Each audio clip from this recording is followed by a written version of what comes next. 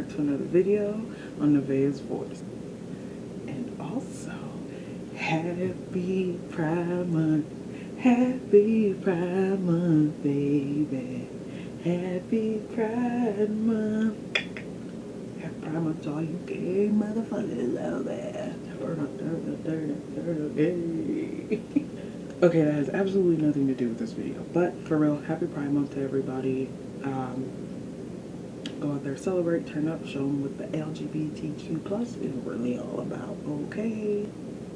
But anyway, getting back to the video. So, today I wanted to bring you guys on here because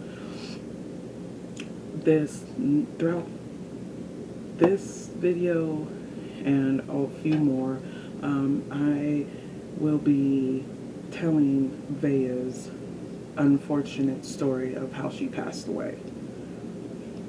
I have never shared this story. I don't, like, unless you were there or you're like a really close friend or family member or you've asked.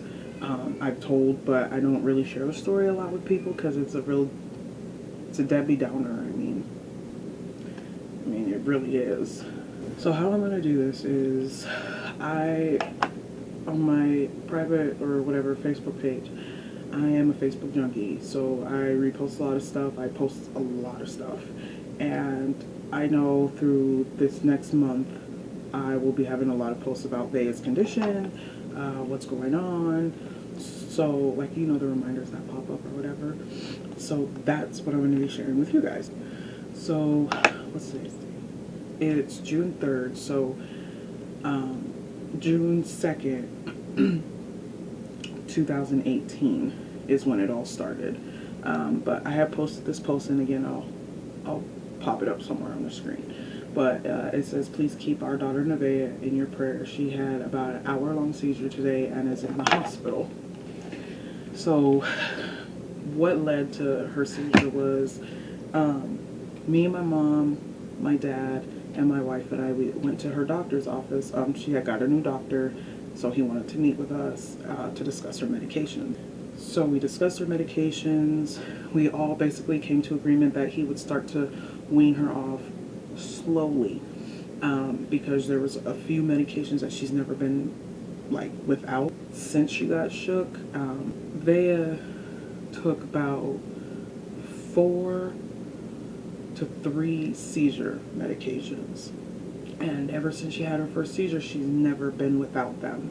So that was kind of a scary factor, but we were ready to start weaning her off and start trying to get her on less meds, because she was on a lot of meds, a lot. There was one time I administered her meds to her. They were teaching me, and I was like, this is one sitting, one like now, and they were like, yeah, and I was like, oh my Jesus.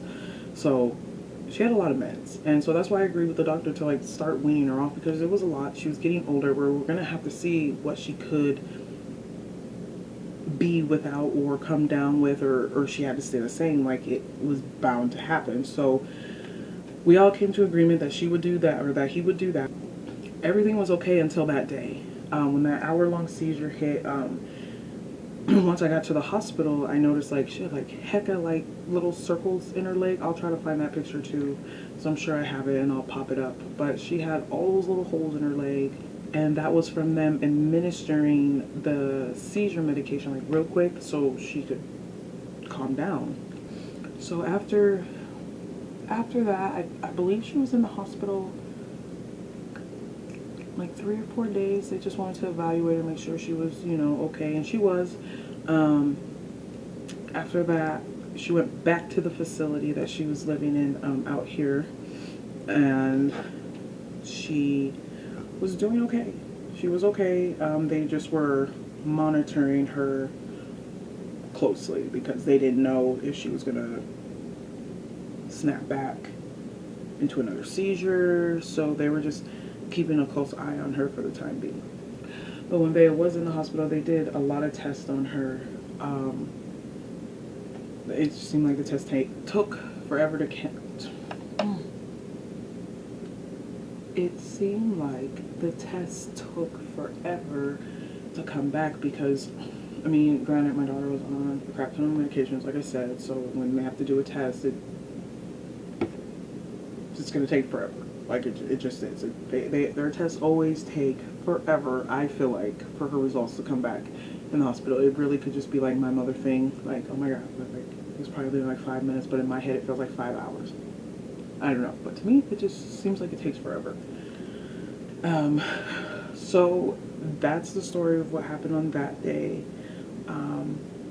I'm not gonna lie, the story is not, it's not gonna get any better. But the seizures were just the beginning of everything that